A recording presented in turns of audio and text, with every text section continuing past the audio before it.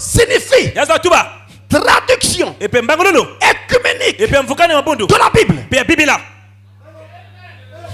Et dans cette Bible, on a des nouveautés. Le livre de Siracide, le livre de sagesse, le livre de Judith, le livre de Maccabée. Ces livres-là ne sont pas contenus dans la Sainte Bible. Ce sont des ajouts. Et plusieurs passages de la Sainte Bible, la Bible ordinaire de Louis II que vous utilisez, ont été changés, modifiés volontairement. Je vous prends un exemple. La Bible dit il n'y a qu'un seul médiateur entre Dieu et les hommes. Eux ils disent il n'y a qu'un seul médiateur entre Dieu et l'homme. Un seul, l'homme. Mais votre Bible dit il n'y a qu'un seul médiateur entre Dieu et les hommes. Mais ils disent l'homme. En d'autres termes, avant que Dieu ne te touche, d'après leur loi, il doit passer par lui. Oh, quelle misère! Quelle misère! Je vais rencontrer Dieu directement. Nous ne voulons pas d'intermédiaire. Dieu n'a pas établi d'intermédiaire.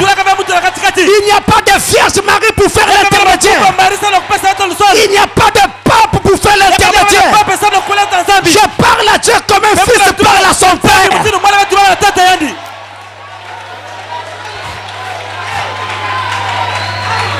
C'est pourquoi mes frères, vous êtes heureux. Parce que vous pouvez parler à Dieu directement. Il y en a qui n'en ont pas le privilège. Ils passent par les saints. Saint-Michel, je t'implore, parle à Jésus pour moi. Alléluia. Mais toi, tu ne passes pas par les saints. Tu ne passes même pas par Branham. Non. Tu vas directement. Tu vas directement. Et quand tu pries, tu dis Père Céleste, Seigneur Jésus. Alléluia. Alléluia. C'est pourquoi s'il y a un sorcier qui t'emmerde, ne t'en fais pas. En toi, il y a la puissance de vaincre Satan. Parle à Dieu. Parle au Père. Alléluia. Parle directement au Père. Amen. J'ai toujours dit, et je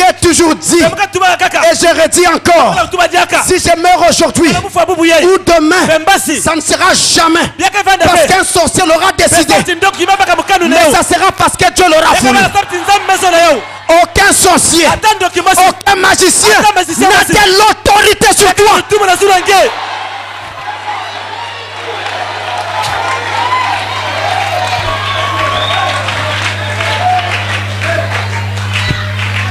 Continuons, mes frères.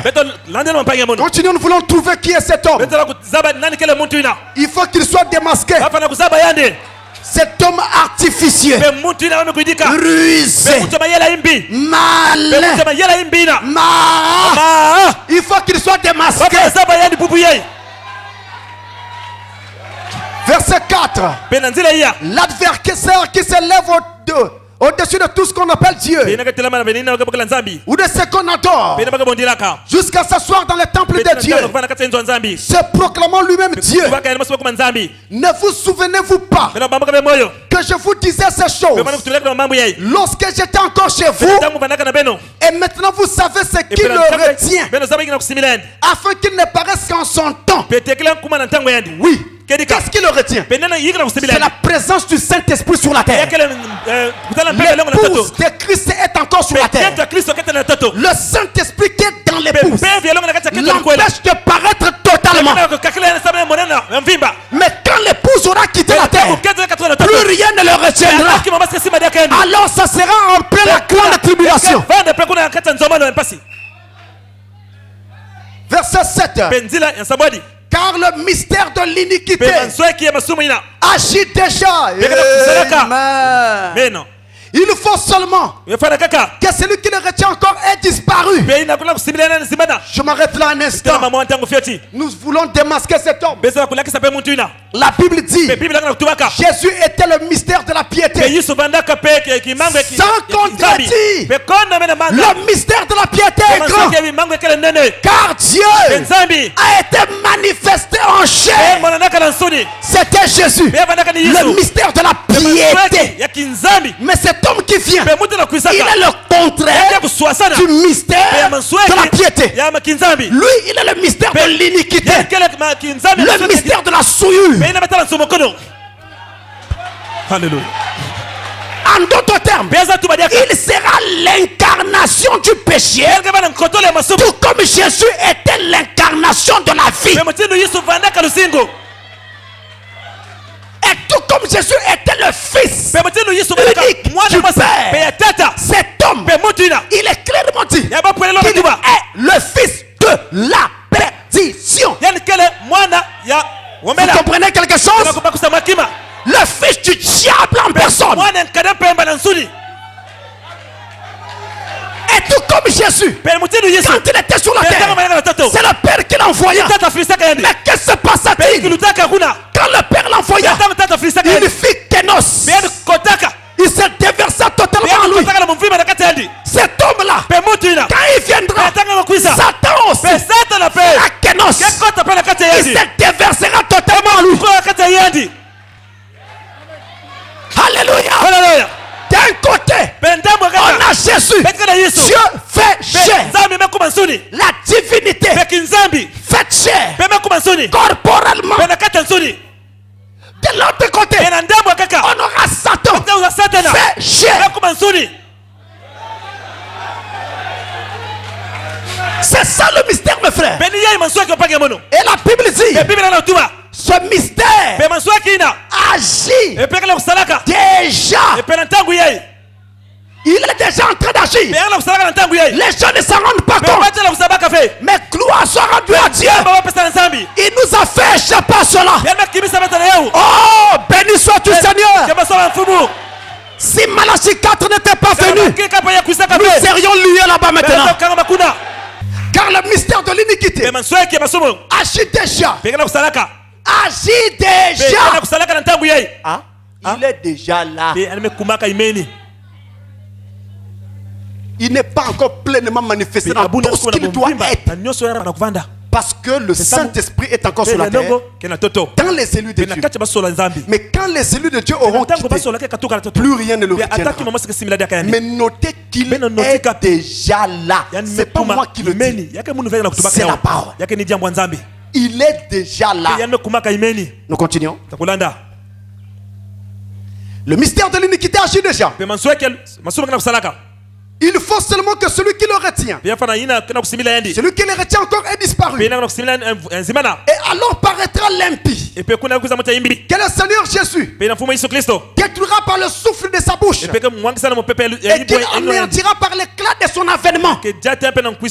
L'apparition de cet impie se fera par la puissance de Satan, avec toutes sortes de miracles, de signes et de produits mensongers. C'est des miracles, mais c'est faux. Paraît-il que Marie serait apparue à Lourdes? Alléluia. C'est faux. La Vierge Marie ne peut pas paraître. Quelle apparaît ici? On va lui dire shalom. C'est faux. J'ai aussi entendu qu'elle serait apparue à Brazzaville. Quand vous arrivez sur les lieux, c'est un mur dont la peinture était en train de se décaper. On dit donc c'était la forme de Marie. C'est faux. C'est des miracles mensongers. Vous voyez? Mais c'est ça les miracles mensongers. dont il est question. Et cet homme fera ça. Vous êtes en train d'arriver, non? Vous commencez à le voir, non? L'apparition de cet impie, c'est un impie, hein? Se fera par la puissance de Satan, avec toutes sortes de miracles, de signes et de prodiges mensongers, et avec toutes les séductions de l'iniquité, pour ceux qui périssent. En d'autres termes, ceux qui seront touchés et accepteront son activité, ce sont ceux-là qui ne sont pas prédestinés à la vie. Pour ceux qui périssent, parce qu'ils n'ont pas reçu l'amour de la vérité, pour être sauvés, aussi Dieu leur envoie une puissance d'égarement. Vous comprenez maintenant? Pourquoi il y a des gens qui ne peuvent pas croire? Tu peux expliquer.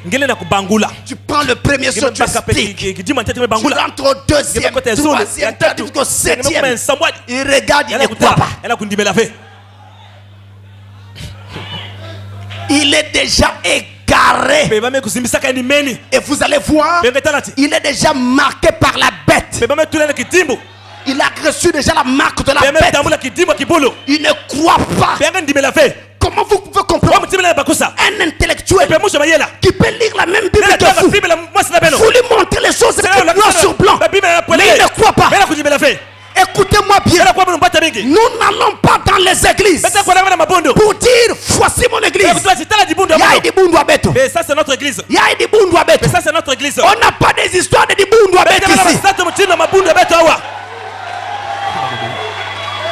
Il n'y a pas des histoires comme ça. Ce que nous voulons, c'est la parole de Dieu. Donnez-nous la parole et nous croirons. Mais si vous ne nous donnez pas la parole, nous ne croirons pas. Aussi Dieu leur envoie une puissance d'égarement pour qu'ils croient au mensonge. Ils sont déjà marqués. Ils ne peuvent pas faire autrement. Déjà liés. Vous pouvez tout montrer. Ils croient toujours que leur chef spirituel est le roi des rois. Et dès qu'ils parlent, ils sortent comme des poulets.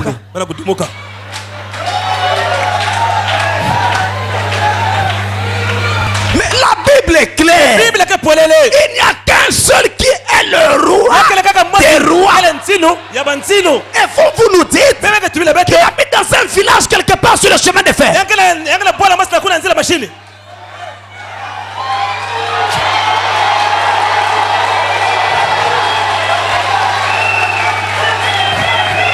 Il croit le mensonge.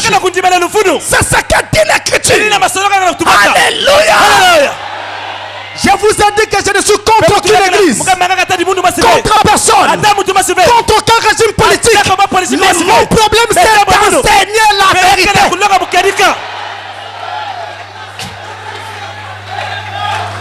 Ils sont liés, frappés d'un esprit. Ils s'obligent à croire le mensonge. Ils croient n'importe quoi. Il n'y a pas d'écriture, mais ils croient quand même. Ce que vous croyez là, montrez-nous cela dans la Bible. Il n'y a pas d'écriture. Pourquoi vous le croyez? C'est notre église. C'est notre église qui nous a dit. Notre église, votre église vous a dit que Dieu a besoin de tenues noir blanc.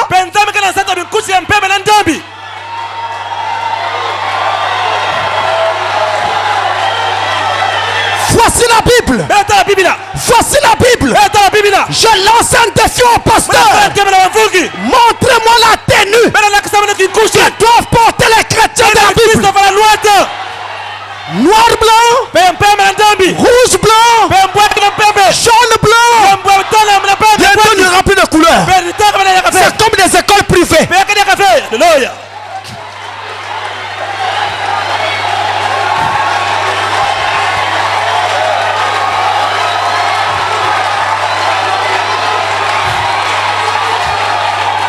Je voudrais que vous sachiez. Je voudrais que vous sachiez que la seule tenue que Dieu reconnaît, c'est le baptême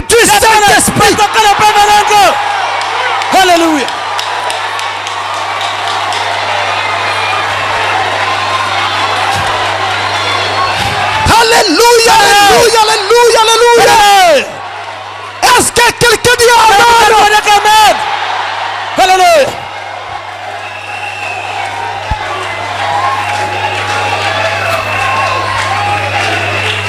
Amen, amen, amen.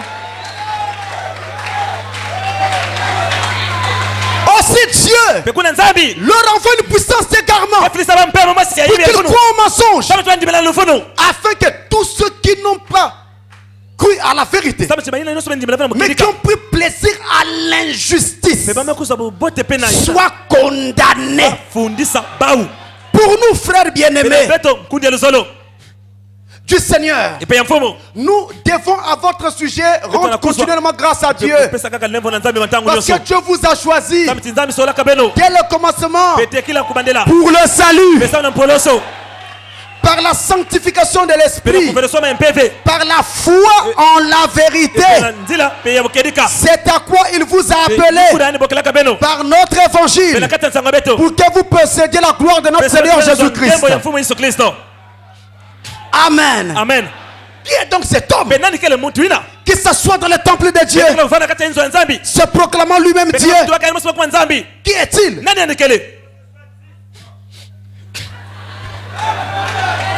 Là, ce n'est pas moi. Hein? Je n'ai rien dit. Hein? Qui est donc cet homme? Écoutez très bien, mes frères. La Bible nous dit que cet homme s'assoit dans le temple de Dieu, se proclamant lui-même Dieu. Or, en réalité, cet homme passe par un processus. Je vous explique. Quand il commence comme un faux prophète. Après cela, il devient antichrist. Après cela, il change d'étape. Il devient la bête. Et une fois qu'il devient la bête, il devient finalement la mort elle-même.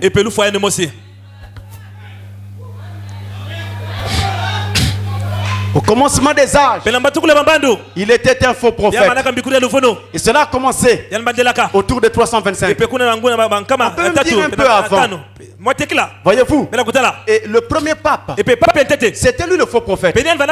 Contrairement à tout le discours qu'on vous donne, le premier pape n'a jamais été Pierre. Le premier pape, le tout premier.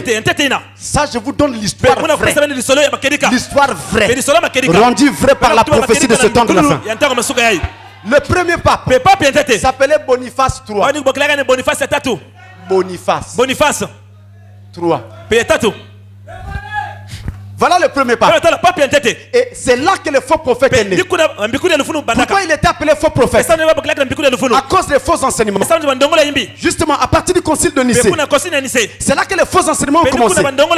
Lorsqu'on a commencé à baptiser les gens dans les titres trinitaires de Père, Fils et Saint-Esprit, on a élevé trois dieux: Dieu le Père, Dieu le Fils, Dieu le Saint-Esprit. Et on disait qu'on avait trois dieux en une seule personne. C'est vraiment ridicule. Comment vous pouvez avoir trois personnalités en une personne? Quand vous êtes une personnalité, mais vous êtes une personne.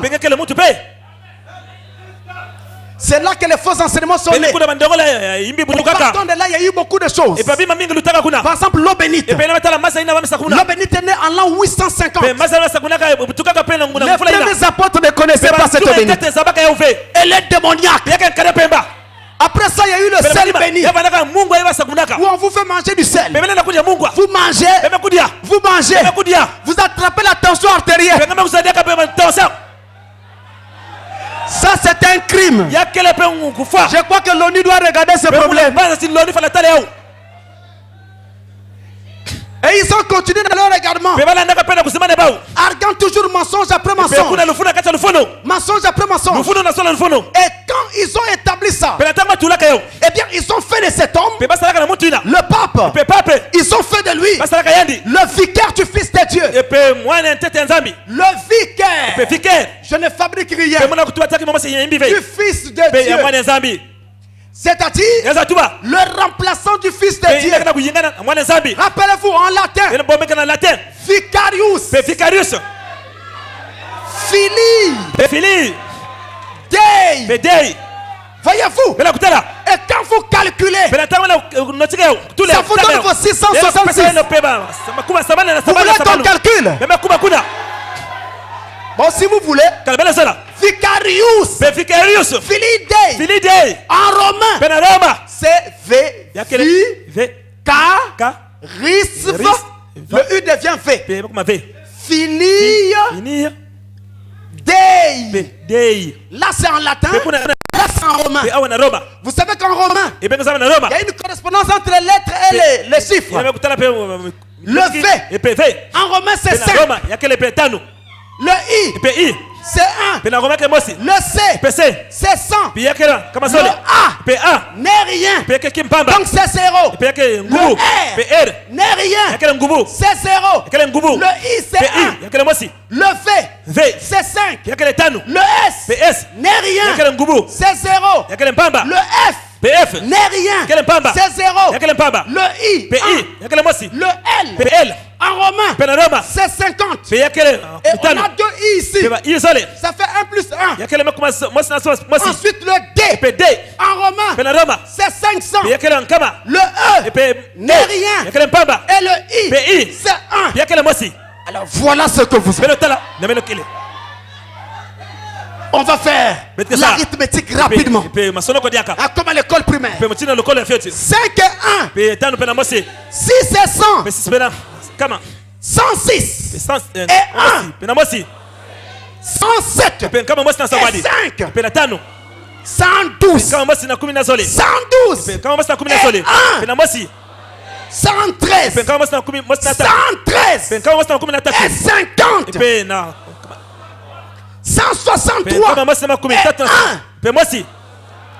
Et 1 encore. 165 et 500. 665 et 1.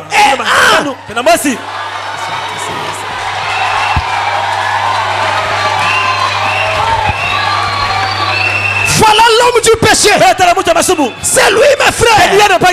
Il s'assoit dans le temple de Dieu. S'élève au-dessus de tout ce qu'on appelle Dieu. Et pardonne les péchés.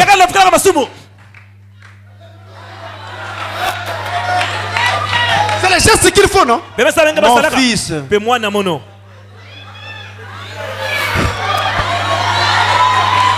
Ça, c'est des histoires.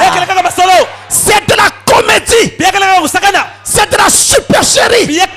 C'est ridicule et satanique. Amen. Voilà l'homme du péché. Maintenant, il est encore en tant que faux prophète. C'est pourquoi la Bible dit ce mystère agit déjà. Il est déjà là. Ils ont changé les lois. On a changé la Bible. On a une nouvelle Bible. Tob, Jérusalem. Les lois sont changées. Vous voyez, il y avait même une réunion qui s'était tenue en 1985 à Nairobi, au Kenya, où il avait été décidé de retirer certains passages de la Bible. Entrez sur internet, allez fouiller ça, vous trouverez. 85. Voilà cet homme. Maintenant, il est là déjà. Il agit déjà. Mais seulement, il y a quelque chose qui le retient. C'est le Saint-Esprit qui est sur la terre, au milieu des croyants. Parce que l'épouse est encore sur la terre. Et quand l'épouse aura quitté la terre, le Saint-Esprit qui est dans l'épouse quittera aussi la terre. En ce moment-là, ça sera le chaos sur la terre. Nous serons donc ici, dans la période de la grande tribulation. Tous ceux qui n'auront pas le Saint-Esprit vont souffrir. Sans Saint-Esprit, n'affrontez pas ce temps-là. Il faut avoir le Saint-Esprit maintenant. Et donc, lorsque le Saint-Esprit aura quitté la terre, cet homme deviendra l'Antichrist. Et quand il devient l'Antichrist, nous quittons la terre. Nous partons. Et pendant que l'épouse monte, Satan descend. Nous montons. Et le diable descend. On va se croiser. Lui il fera le mouvement inverse. Nous partons. Et le diable descend. Et quand il descend, il vient directement s'incarner dans l'Antichrist qui auparavant était faux prophète. Il s'incarne en lui. Et quand il s'incarne en lui, l'Antichrist devient la bête. La bête, c'est le diable incarné dans l'Antichrist. Et à partir de là, la marque de la bête est imposée. Personne ne pourra acheter ni vendre sans avoir la marque de la bête ou le nombre de son nom. Et alors pendant un temps, des temps et la moitié d'un temps, soit 3 ans et demi, pendant ce temps-là, tous ceux qui seront restés et auront raté l'enlèvement seront alors tués par la bête. Ils seront traqués, recherchés, et ceux qui seront attrapés seront tués, mis à mort, parce qu'on leur dira de reconnaître les dogmes comme étant la vérité. Et comme avant, ils avaient entendu la parole, même s'ils n'étaient pas arrivés à la perfection, ils vont refuser. À cause de ce refus, ils seront tués.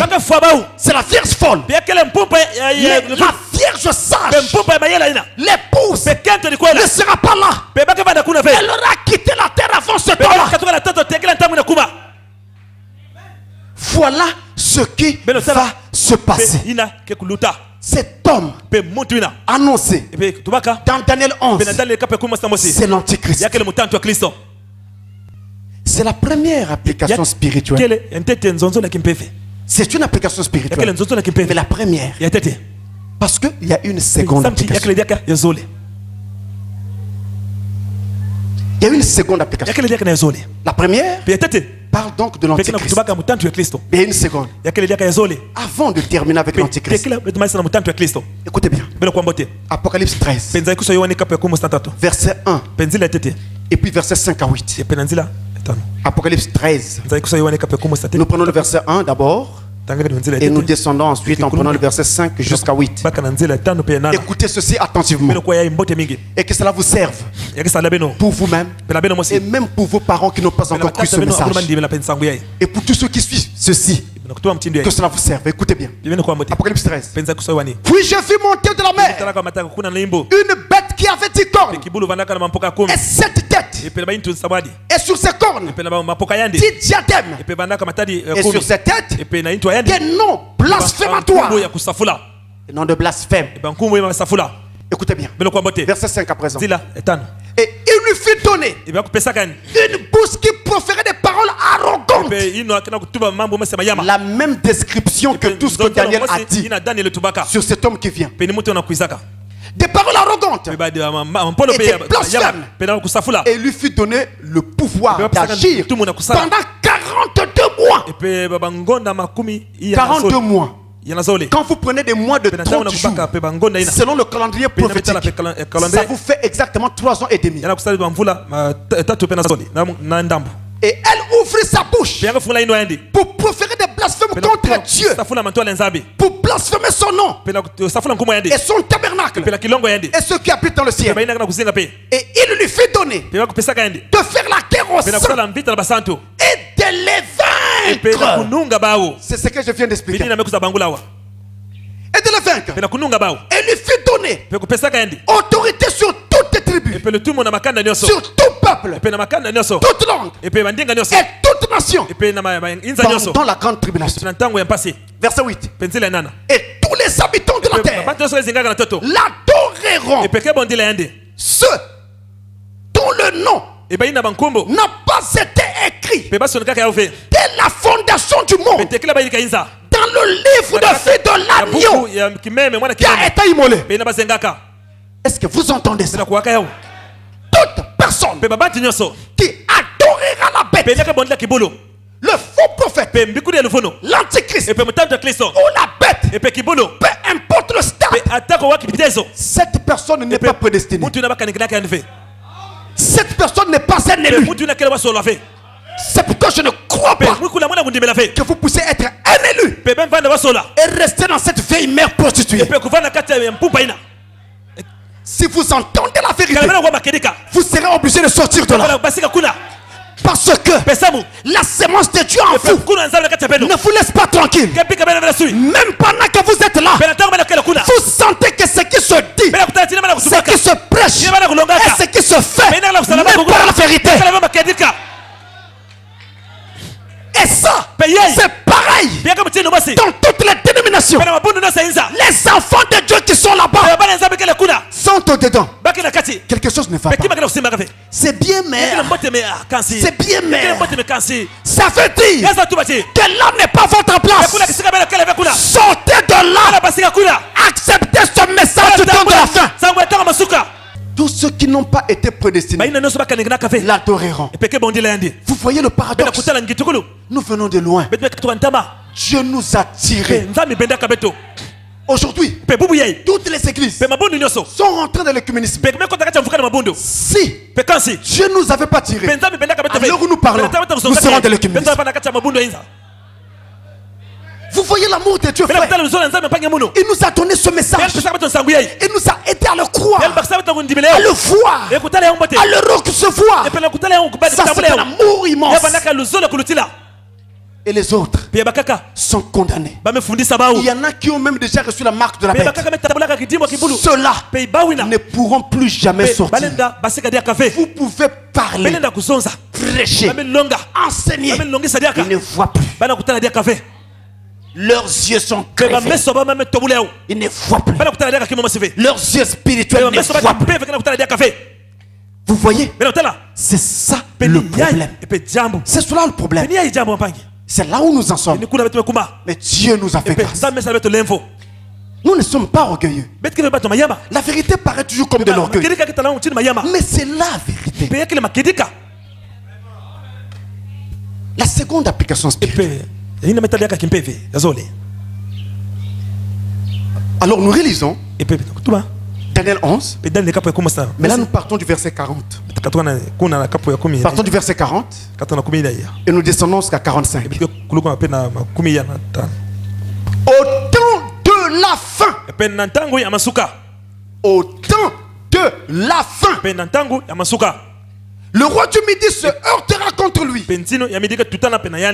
Et le roi du Septentrion fondra sur lui comme une tempête.